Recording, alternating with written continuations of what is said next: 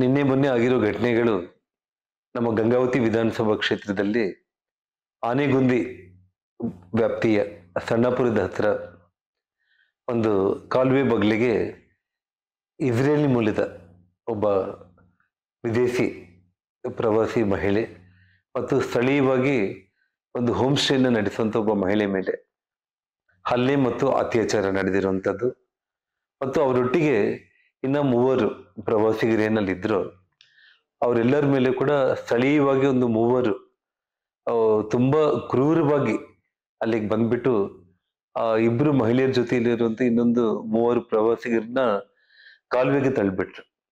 ಆ ಕಾಲುವೆಗೆ ತಳ್ಳಿದಾಗ ಇಬ್ಬರು ಪ್ರಾಣಾಪಾಯದಿಂದ ಪಾರಾಗಿದ್ದಾರೆ. ಒಬ್ಬರು ಒರಿಸ್ಸಾ ಮೂಲದವರು ಆ ಪ್ರಾಣವನ್ನೇ ಕಳ್ಕೊಂಡಿದ್ದಾರೆ. ಇಂಥ ಒಂದು ದುರ್ಘಟನೆ ಆಗಿರುವಂಥದ್ದು ತುಂಬಾ ಮನಸ್ಸಿಗೆ ಬಹಳಷ್ಟು ನೋವಾಗಿರುವಂಥದ್ದು. ಇಡೀ ಕರ್ನಾಟಕ ರಾಜ್ಯಕ್ಕೆ ಇವತ್ತು ಒಂದು ಕಪ್ಪು ಚುಕ್ಕೆ ಅನ್ನುವಂಥ ರೀತಿಯಲ್ಲಿ ಅಷ್ಟೊಂದು ಸುಂದರವಾದ ಪ್ರವಾಸಿ ತಾಣದಲ್ಲಿ ಈ ರೀತಿ ಘಟನೆ ಆಗಿರೋದು ಬಹಳ ದುಃಖಕರವಾದ ವಿಚಾರ. ನಾನು ಒಂದು ವಿಷಯ ಏನಂತಂದ್ರೆ, ಹಿಂದೆ ಸನ್ಮಾನ್ಯ ಯಡಿಯೂರಪ್ಪ ಅವರು ಈ ರಾಜ್ಯದ ಮುಖ್ಯಮಂತ್ರಿಗಳಾಗಿರುವಂತ ಸಂದರ್ಭದಲ್ಲಿ ನಾನು ಅಖಂಡ ಬಳ್ಳಾರಿ ಜಿಲ್ಲೆಯ ಉಸ್ತುವಾರಿ ಸಚಿವನಾಗಿ ಹಂಪಿಯಲ್ಲಿ ಒಂದು ಪೊಲೀಸ್ ಸಬ್ ಡಿವಿಷನ್ ಅನ್ನ ಒಬ್ಬ DSP ಮಟ್ಟದ ಅಧಿಕಾರಿಯನ್ನ ಅಲ್ಲಿ ನೇಮಿಸೋದ್ರ ಮೂಲಕ 32 ಪೊಲೀಸ್ ತಂಡಗಳನ್ನ ರಚಿಸಿ ಹಂಪಿ ಮತ್ತು ಆನೆಗುಂದಿಗೆ ಸಂಪೂರ್ಣವಾಗಿ ರಾತ್ರಿ ಹಗಲು ಗಸ್ತನ್ನ ತಿರುಗಲಿಕ್ಕೆ ಅವ್ರಿಗೆ ಬ್ಯಾಟರಿ ಕಾರುಗಳು ಮತ್ತು ಮೋಟರ್ ಬೈಕ್ ವ್ಯವಸ್ಥೆಯನ್ನ ಮಾಡಿದ್ದು ಒಂದು ಇತಿಹಾಸ.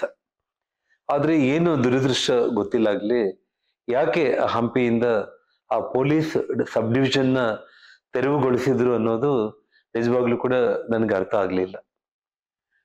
ಆ ಪೊಲೀಸ್ ಸಬ್ ಡಿವಿಷನ್ ನ ತೆಗೆಯೋದಕ್ಕೆ ಮುಂಚೆ ಕನಿಷ್ಠ ಯೋಚನೆ ಮಾಡಬೇಕಾಗಿತ್ತು.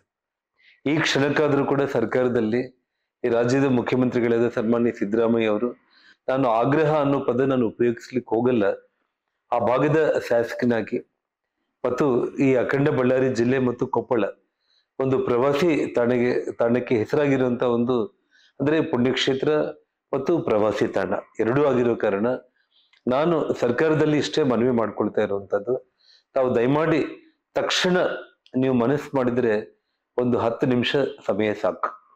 ಹಂಪಿಯಲ್ಲಿ ಪೊಲೀಸ್ ಸಬ್ ಡಿವಿಷನ್ ಮತ್ತೆ ತಾವು ವ್ಯವಸ್ಥೆಯನ್ನ ಮಾಡಿ, ತಾವು ಎಸ್ಟಾಬ್ಲಿಷ್ ಮಾಡಿ, ಒಬ್ಬ DSP ಅಧಿಕಾರಿಯನ್ನ ಅಲ್ಲಿ ತಾವು ಪೋಸ್ಟ್ ಮಾಡಿ, ಮತ್ತು ಆನೆಗುಂದಿಯಲ್ಲಿ ಒಂದು ಪೊಲೀಸ್ ಸ್ಟೇಷನ್ ಸುಸಜ್ಜಿತವಾದ ಪೊಲೀಸ್ ಸ್ಟೇಷನ್ ವ್ಯವಸ್ಥೆ ಮಾಡಿ ಸಿಬ್ಬಂದಿಯನ್ನ ತಕ್ಷಣ ನೇಮಕ ಮಾಡೋದ್ರ ಜೊತೆಗೆ ಇಡೀ ಕರ್ನಾಟಕಕ್ಕೆ ಮಾತ್ರ ಅಲ್ಲ, ದೇಶ ವಿದೇಶಗಳಿಗೆ, ಇಡೀ ಪ್ರಪಂಚಕ್ಕೆ ಕರ್ನಾಟಕ ಅಂತಂದ್ರೆ ಸುಭದ್ರತೆ, ಒಂದು ಒಳ್ಳೆ ಸಂರಕ್ಷಣೆ ಕೊಡುವಂತ ಒಂದು ರಾಜ್ಯ ಇದು ಅನ್ನುವಂತ ಒಂದು ಹೆಗ್ಗಳಿಕೆಗೆ ತಾವು ಹೆಸರು ಮಾಡಬೇಕು ಅಂತೇಳಿ ಇಮಿಡಿಯೇಟ್ ಆಗಿ ತಾವು ಕ್ರಮ ಕೈಗೊಳ್ಬೇಕಂತೇಳಿ ನಾನು ಇಡೀ ಅಖಂಡ ಬಳ್ಳಾರಿ ಜಿಲ್ಲೆ ಮತ್ತು ಕೊಪ್ಪಳ ಜಿಲ್ಲೆಯ ಜನರ ಪರವಾಗಿ ಮತ್ತು ಇಡೀ ರಾಜ್ಯದ ಜನರ ಪರವಾಗಿ ರಾಜ್ಯದ ಮುಖ್ಯಮಂತ್ರಿಗಳಲ್ಲಿ ಮಾಧ್ಯಮಗಳ ಸ್ನೇಹಿತರುಗಳ ಮೂಲಕ ನಾನು ಮನವಿ ಮಾಡ್ಕೊಳ್ತಾ ಇದ್ದೇನೆ.